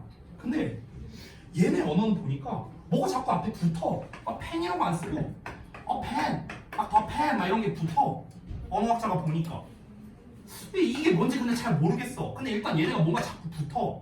그러면은 요 녀석의 즉 명사의 머리에 붙는 말이잖아. 앞에 붙었으니까. 그럼 명사의 머리에 붙는 말이니까 우리 머리에다가 쓰는 갓을 생각해서 갓 관자를 쓰자. 그래서 관사라고 이름이 붙은 거예요. 됐어요? 그래서 관사라는 말은 무슨 뜻이냐면요. 머릿말이라는 뜻이야. 머릿말. 한자를 직역하자면요. 머리에 붙는 말. 이런 뜻입니다. 자, 그래서 다시 한번 어나 더를 뭐라 부른다? 이제 관사, 그냥 명사 앞에 붙는 머릿말이다. 이런 개념인데요. 방금 말했다시피 펜이라는 셀 수 있는 명사는요. 어떻게 된다? 단독으로 쓰일 수가 없습니다. 그럼 여기서 여러분이 또 하나 헷갈릴 수 있는 게 이런 게 있어요. 선생님, 셀 수 있는 명사와 셀 수 없는 명사는 어떻게 구별해요? 또 이런 문제가 나올 수 있습니다. 그 구별법이 막 여러 가지에서 설명하는데 그냥 복잡하니까 한 개만 말할게요. 한 개만. 잘 들으세요. 어떤 명사를 얘가 셀 수 있냐 없냐가 헷갈리면요. 얘를 쪼갠다고 생각해보세요. 얘를 반으로 잘라. 반으로 잘랐는데도 얘가 여전히 그 성격을 가지고 있어. 그러면은 셀 수 없는 명사고요. 잘라버렸어. 얘를 잘랐을 때 더 이상 얘가 그 기능을 못해. 그러면 셀 수 없는 명사. 셀 수 있는 명사예요. 됐어? 다시 한번. 봐봐. 예를 들어서 종이야, 종이. 종이가 이렇게 하나 있어. 근데 종이를 내가 이렇게 반으로 잘랐어. 반으로 잘라도 이쪽 종이와 이쪽 종이 각각 종이의 어떤 기능을 가지고 있잖아. 그쵸? 그러면은 얘는 셀 수가 없는 거예요. 왜? 이렇게 따지면 얘는 하나인데 얘 반으로 자르면 2개가 되고 그럼 얘를 또 이렇게 4등분하면 또 4개가 되고 이러냐? 그러면은 1개가 되는 게 4개가 돼요? 1이 4예요? 말이 안 되잖아. 그죠? 그러니까 얘는 쪼갰을 때 문제가 없죠. 문제가 없으면 뭐라고? 셀 수 없는 거야. 근데 핸드폰 반으로 쪼갰어. 이거 반으로 쪼개면 이거 기능을 하겠냐? 못하죠. 그럼 이건 뭐야? 셀 수 있는 거야. 이게 하나가 온전히 있는 거기 때문에. 우리 볼펜 반으로 잘라버렸어. 제대로 쓸 수 있냐? 각각 못 쓰잖아요. 그렇죠? 그래서 쪼갰을 때 문제가 없다. 쪼갰을 때 문제가 없으면 셀 수 있는 거. 쪼갰을 때 문제가 없다. 셀 수 없는 거. 물을 쪼갰어. 그러면 물의 속성이 달라져요? 2개가? 아니죠. 그럼 얘는 셀 수 없는 거예요. 이해됐습니까? 이렇게 구분하는 게 가장 일반적입니다. 자, 다시 돌아가서 방금 말했다시피 이렇게 셀 수 있는 놈은요 뭔가가 꼭 붙어야 돼. 꼭 붙어야 돼. 어가 붙든 s가 뒤에 붙든 you가 붙든 this가 붙든 어쨌든 뭔가가 붙어야 돼. 이렇게 단독으로 쓰이는 것보다 땡이다. 이거 굉장히 중요하거든요. 이거 굉장히 중요해요. 그래서 요거 꼭 알아두시기 바랍니다. 요거. 자, 그래서 지금까지 명사 설명드렸는데 이해되셨습니까? 어렵지 않죠? 넘어갈게요. 자, 갑니다. 두 번째 대명사 갑니다. 자, 대명사는 뭐냐? 흔히 이제 여러분이 잘 알고 있는데 명사를 대신하는 것 이렇게 알고 있습니다. 정확하게 말하자면요, 그 명사가 가지고 있는 원래 이름이 있어요. 원래 이름. 근데 그 원래 이름 대신에 부르는 거야. 이게 이제 대명사인데요. 예를 들어볼게요. 손가락으로 이렇게 내가 펜을 가리키면서 그거 좀 빌려줘. 그럼 여기서 내가 말한 그것이라는 게 뭡니까? 원래는 펜이라는 이름이 있어. 근데 펜이라는 이름 대신에 그것이라고 불렀죠. 그럼 이 그것이 뭐야? 대명사. 예를 들어 내 친구 수연이가 있어. 수연이를 바라보면서 야, 너 밥 먹었어? 그럼 여기서 말한 너 이게 뭡니까? 수연이라는 이름 대신에 너라고 불렀잖아. 그럼 이 너도 뭡니까? 대명사. 됐냐? 이런 것도 대명사다. 예를 들어서 야, 선생님 오늘 출근길에 어떤 놈이 나 어깨빵하고 왔어. 이렇게 말했어. 그럼 여기서 어떤 놈, 내가 그 사람의 이름 대신에 어떤 놈이라고 불렀잖아. 이게 뭐야? 대명사. 됐냐? 이런 게 다. 그러니까 원래 이름 대신에 부르는 거. 이게 대명사라는 개념이다. 자, 그래서 이 대명사와 명사는요 이름이 비슷하잖아. 그러다 보니까 문법적으로는 사실상 거의 동일한 기능을 가지고 있습니다. 근데 대명사는 방금 말했다시피 명사를 대신하는 거다 보니까 이 대명사를 공부할 때 중요한 건 뭐냐면요, 얘가 뭘 대신하고 있지? 이거를 파악하는 게 중요하겠다. 이 정도만 말하고 넘어갈게요. 여기 예시를 보자면요, The man had dinner. 자, 그 남자가 저녁을 먹었는데 또한 his sister had it. 자, 그의 여동생 또한 그것을 먹었답니다. 그럼 여기서 말하는 그것은 당연히 저녁 식사가 되겠고요. Watch TV with him. 그와 함께 TV를 봤답니다. 그럼 여기서 말하는 그는 앞에 나와 있는 the man이 되겠죠. 됐어요? 여러분 그 영어에서는요 이 대명사가 왜 중요하냐면요, 영어뿐만 아니라 우리말도 똑같은데요. 자, 여러분 대명사가 없어지면요 끔찍한 일이 벌어집니다. 어떤 끔찍한 일이 벌어진 줄 알아? 자, 예를 들어서 서연이가 만약에 대명사가 없어지잖아. 그럼 서연이는요 이제 앞으로 대화할 때 이렇게 말해야 돼요. 아, 선생님, 네가 예를 들어서 지각했다고 쳐볼게. 아, 선생님, 제가 오늘 버스를 놓쳐서 지각했어요. 죄송해요. 이렇게 말해야 되는데 이제 그렇게 말을 못해. 제가 지각했습니다. 죄송합니다. 이게 아니라 서연이가 지각했어요. 죄송해요. 이렇게 말해야 돼. 끔찍하죠. 그쵸? 본인의 이름으로 불러야 되는 거야. 선생님, 제가 오늘 맛있는 걸 사왔습니다. 지가 이렇게 얘기를 했어. 근데 그게 아니라 선생님, 지가 맛있는 걸 사왔어요. 이렇게 말해야 돼요. 끔찍하죠. 그쵸? 대명사가 없어지면 이런 일이 벌어져. 자, 그리고 또 대명사를 쓰는 이유가 뭐냐면요, 그런 끔찍함을 방지하는 것도 있지만, 기본적으로 어느 나라든 다 똑같은데요, 똑같은 말을 또 하는 걸 굉장히 싫어하거든요. 그렇지 않냐? 똑같은 말 또 하는 걸 되게 싫어한단 말이야. 그래서 여기서 그 남자, 저녁, 이걸 똑같은 말을 또 하는 게 싫으니까 저녁이란 말 대신에 그것으로 바꾼 거고, 또 man이란 말 대신에 힘으로 바꾼 거예요. 됐어요? 똑같은 말 또 하는 거. 이거 극혐이잖아. 그치? 그래서 대명사를 활용하는 이유가 바로 그런 것이다. 이렇게 이해하시면 되겠습니다. 자, 그 다음에 세 번째 동사 갑니다. 자, 여기는요 별표를 좀 쳐야 돼요. 너무 중요합니다. 동사. 제가 좀 과감하게 말할게요. 여러분이 동사를 제대로 이해했다, 그냥 영어의 절반 이해했다, 이렇게 봐도 됩니다. 그만큼이나 이 동사가요 그냥 제일 중요해요. 그냥 이 영어라는 언어, 모든 나라 언어에서 다 마찬가지야. 이 동사라는 언어가 제일 중요합니다. 자, 볼게요. 동사의 동은요 움직일 동자예요. 그래서 말 그대로 움직임, 어떤 행동이나 행위를 나타내는 말인데 우리말로 해석할 때는 보통 다 이렇게 해석이 되거든요. 자, 근데 봐봐. 의사소통에서 가장 핵심적인 역할을 담당합니다. 제가 여기 아래다가 써놨는데요. 미리 말할게요.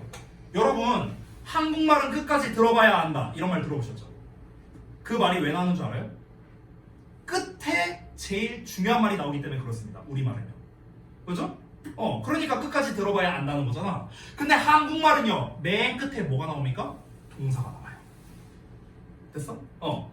그러니까 결국 이게 속담에도 있는 것처럼 이 언어, 커뮤니케이션, 이 의사소통에서는요 제일 중요한 게 뭐다? 동사야, 동사. 쌤이 예를 들어서 내가 동사를 빼고 말해볼게. 동사를 빼고 말하면 야 석준이 너 오늘 오 끝났어. 내가 뭐 말하고 싶은 것 같아요? 알 수가 없죠. 그쵸? 그러니까 동사를 빼면 전달이 안 되는 거야. 전달이 안 돼. 이해되셨습니까? 야 승철이 너 어제 야 어쩌라고. 동사가 없으니까 전달이 안 되는 거야. 그만큼이나 이 동사라는 게 중요하다. 예시를 볼까요? 나는 저녁밥을 먹었답니다. 먹었다는 행동을 말하는 거죠. 동사 다자로 끝나죠. 나는 그 애가 정직하다고 생각한다 라는 어떤 행위를 말하는 거죠. 동사가 되는 겁니다. 됐습니까? 여기서 동사를 다 빼보세요. 나 저녁밥을 뭐 어쨌다고, 저녁밥을 줬다고, 뭐 요리했다고, 먹었다고, 뭐 어쨌다고, 팔았다고, 샀다고, 어쨌다고 알 수가 없잖아. 그렇죠? 동사가 없으면 전달이 안 됩니다. 알겠죠? 자, 방금 전에 말했던 내용이 나옵니다. 방금 전에 말했던 내용이고요. 자, 그래서 다시 한번 정리하자면 이 동사라는 게 의사소통에 있어서 그만큼이나 가장 큰 비중을 차지하는 품사다. 아까 말했다시피 동사만 제대로 공부해도 여러분요 절반을 배웠다고 할 수 있습니다. 그래서 이 동사에서 파생된 애들이 굉장히 많아요. 제가 살짝 말을 해주자면 아까 전에 제가 수업 시작할 때 살짝 말했던 투부정사 들어보셨죠 다들? 투부정사. 동명사 들어보셨죠? 동명사. 아까 또 말했던 현재 분사, 과거 분사 다 들어봤죠? 이름은 다 들어봤죠? 내가 방금 말한 애들 있지? 얘네들이 다 뭔지 알아요? 다 동사에서 나온 거예요. 전부 다. 됐어? 이게 또 다가 아니야. 또 뭐가 있을까? 예를 들면 문법에서 여러분이 또 자주 배우는 게 시제, 현재, 과거, 미래 이런 거 배우죠. 그렇죠? 또 이런 거 배웁니다. 능동태와 수동태 이런 거 배우죠. 수동태 들어보셨죠? 이런 거. 또 뭐 가정법은 아직 안 배웠나? 가정법 배웠나? 안 배웠나? 어쨌든 뭐 그런 거 있습니다. 내가 지금 막 생각나는 대로 말했거든. 7개 말했거든요. 이게 다 동사에서 나온 거야. 다 동사에서 출발한 거야. 다. 됐어? 그만큼이나 중요한 녀석이다. 알겠죠? 자, 마지막 예문을 한번 보겠습니다. I had dinner yesterday. 나는 어제 저녁을 먹었다. 아까 말했던 예시죠. 자, 여기서 먹었다란 말이 없다면 뭐라고요? 의사소통이 안 된다고. 내가 어제 저녁을 이러고 끝나버린다고. 전달이 안 된다. 알겠니? 자, 제가 지금 동사라는 말이 중요하다, 없어서는 안 되는 녀석이다 라는 말을요 최소 5번은 했습니다. 그만큼이나 가장 핵심적인 녀석이다. 없으면요 문장을 못 만들어요. 알겠죠? 동사는 없으면 문장을 못 만듭니다. 딴 녀석들 있죠? 명사니 대명사니 딴 놈들은요 상황에 따라서 없어도 전달이 되는 경우가 있어요. 없어도. 근데 동사는요 없으면 전달이 안 됩니다. 자, 예전에 잼 얘기 하나 해줄게요. 예전에 제가 중학교 2학년 때였는데 제가 중학교 2학년 때 진짜 공부를 아예 안 했거든요. 내가 학교를 다닐 때 제일 좋아했던 시기가 있어. 그게 언제인 줄 알아요? 시험 기간. 시험 기간이 난 제일 좋았어. 왜 제일 좋았을 것 같아? 어떤 거? 잘 수 있어서? 그것도 맞아. 또 그렇지, 그거야. 빨리 끝났어요. 이게 핵심이야. 요즘엔 잘 모르겠는데 쌤 때는요 2교시면 끝났거든요. 시험 보면요 10시 반에 끝나요 학교가. 그럼 이제 10시 반에 우리는 종례도 없었어. 우리 반은요. 그럼 종례도 없으니까 시험 끝나고 바로 이제 내 친한 친구 있어. 거기 반 앞에서 기다리고 있어. 그럼 이제 얘가 나와. 그럼 얘 이제 내 친구를 보고 얘기합니다. 자, PC방 가자. 그리고 11시부터 오후 한 6시까지 PC방에서 겁나 게임하다가 이제 집에 들어가는 거죠. 좀 힘든 척하면서 아우 힘들어. 엄마가 이제 그래 공부하느라 고생했다. 네 하면서 아우 힘들다. 힘들긴 힘들지. 한 8시간 게임했는데 힘들어요. 아무튼 뭐 그러고 들어가는 거야. 근데 이게 그때는 시험 기간이 좀 길었거든요. 4일 정도 됐어요. 그러면은 처음에는 첫날에는 어떻게 되냐? 첫날에는 내가 문자를 보냅니다. 야 오늘 끝나고 PC방 가자 이렇게 보냅니다. 근데 나중에 점점 짧아져. 나중에 이제 한 3일째 됐을 때 이렇게만 보냅니다. 제가. 그럼 얘가 답장이 옵니다. 문자 보내면 이렇게 와요. 가자. 뭐만 말했어? 동사만 말했잖아. 동사만. 자, 나중에는요 더 짧아집니다. 이렇게 옵니다. 이것도 뭡니까? 동사잖아. 동사. 됐어요? 그러니까 어쨌든 우리가 이 말을 줄여가면서 결국에 남는 건 뭐냐면 동사예요. 동사. 됐나요? 자, 동사의 중요성 이렇게 강조해서 말고요. 자, 그 다음에 이제 네 번째로 준비한 형용사 파트가 있는데요. 이 형용사는 이제 지금 시간 관계상 이제 오늘은 하지 못할 것 같고 다음 시간에 여기서부터 좀 자세하게 말씀을 드리도록 하겠습니다. 자, 그러면은 제가 이제 숙제를 좀 드리고 싶은 게 있는데요. 잠깐만. 자, 이게 숙제지고 이게 답지거든요. 이걸 하는 법을 알려줄 테니까 잘 들으십시오. 전혀 어렵지 않습니다. 자, 하나씩 가지고 뒤로 넘겨주시고요. 하는 법을 좀 설명드리고 가겠습니다. 일단 이거 답지도 받으시고요. 자, 제가 숙제를 쓰면서 얘기하겠습니다. 쓰면서. 숙제 쓰는 란이 있네. 잠깐만요. 여기다가 쓸게요. 오늘이 며칠인가? 2월 12일. 자, 어떻게 하시냐면은 이제 그 구문독해 프린트라고 제가 이름을 말할게요. 구문독해 프린트. 자, 여기에다가 뭘 하시냐면요. 그 B5 사이즈로 되어 있는 거예요. B5 사이즈. 구문독해 프린트에 보시면요. 거기에 뭐가 막 이렇게 있는데 거기 하단에 보시면 잠깐만요. 이걸로 보여줘야겠다. 잠시만. 금방 띄울게요. 거기 보시면요. 여기에 이제 문장 성분 있고 문장 있고 해석이 써 있습니다. 전부 다 써 있어요. 이거 문제지야, 문제지. 써 있는데 여기 단어 품사라고 써 있는 부분 보이시나요? 하단에? 여기 보이세요? 여기 단어 품사만 빈칸이 되어 있습니다. 보이시죠? 그래서 여러분이 여기다가 단어 품사만 써오시면 돼요. 품사만. 알겠죠? 금방 합니다. 10분이면 할 수 있어요. 10분이면. 그러니까 여기서 commonly라고 나와있죠. commonly 명사, is 동사, 관사, small 형용사 뭐 이런 식으로 써오면 돼요. 이렇게 명사, 저는 그냥 줄여 쓸게요. 명사, 동사, 그 다음에 관사, 형용사, 그 다음에 명사, 여기 전치사는 써놨고요. 제가 명사 이런 식으로 됐어? 품사만 써오면 돼요. 어렵지 않죠? 껌이죠. 요것만 하시면 됩니다. 요것만. 그리고 이걸 다 하시고 난 다음에 채점을 다 해오시면 되겠습니다. 그래서 품사 표시를 하고요. 그리고 답지 보고 채점 해오시면 되겠습니다. 이게 다음 시간까지 숙제입니다. 다음 시간 수요일까지 다 해오시면 됩니다. 알겠죠? 어렵지 않으니까 해보시고 만약에 하다가 어려운 게 있다면 쌤한테 카톡 보내시면 제가 알려드리도록 할게요. 알겠죠? 자, 오늘 여기까지 하고 마치도록 하겠습니다. 수고들 하셨고요. 원래 계셨던 자습실로 이동하시고 단어 시험 보고 가시면 됩니다.